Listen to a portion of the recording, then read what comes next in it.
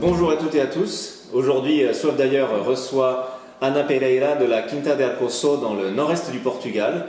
Donc je vais la laisser présenter un petit peu le vignoble et ensuite nous parlerons des vins du domaine. Alors bonjour Ana. Bonjour Nicole, merci pour l'invitation d'être ici. Alors parlez-nous d'un peu de la Quinta de Arcoço. Quinta de Arcoço, c'est un petit vignoble qui reste au nord du Portugal, dans la région de Trás-os-Montes. Trás-os-Montes est encore une région méconnue, même pour les Portugais. Elle était connue par des vins très simples, un prix très bas, et maintenant elle est en train de changer. C'est une région avec un potentiel de production magnifique.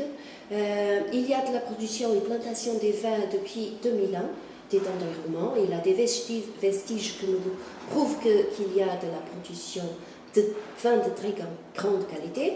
Et c'est ce que Quinta de Arcoço et Amilcar, le propriétaire, essaye de faire maintenant, c'est de récupérer les vignobles anciens.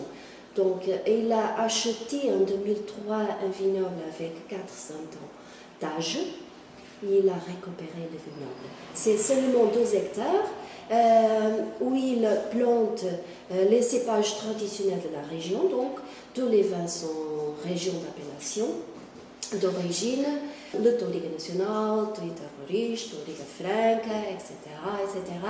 Il y a aussi des vins blancs, c'est surtout des vins rouges. Il essaie de faire des vins utilisant les méthodes traditionnelles, donc avec une intervention minimaliste, et il fait des vins d'excellence. Pouvez-vous nous parler rapidement de ces 3 types de vins qu'on a présentés ici? Alors, ici on a Padrão dos Povos, c'est le premier vin d'Amilcar. C'est un vin un peu plus léger. C'est bon. Tous les vins de Trás-os-Montes sont un peu corsés.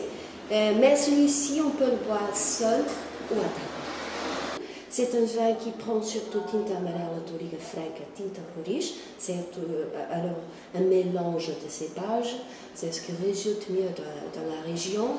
Puis nous avons le Colheita, et c'est un Colheita 2011.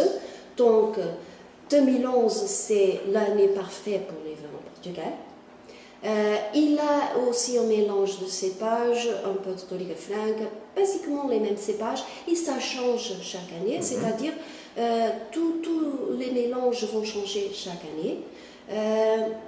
Et après, nous avons Bagua Bagua, et ça, c'est un vin magnifique, unique.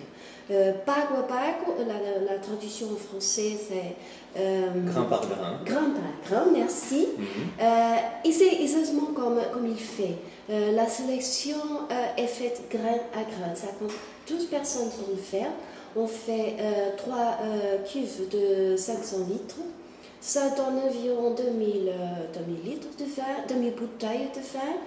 On ne fait pas chaque année, mais c'est vraiment l'expression du terroir de Trás-os-Montes. Ça, c'est le grand vin du domaine. Ça, c'est le grand vin du domaine. Merci beaucoup, Anna, pour cette présentation. Merci, Nicolas. Au revoir à tous.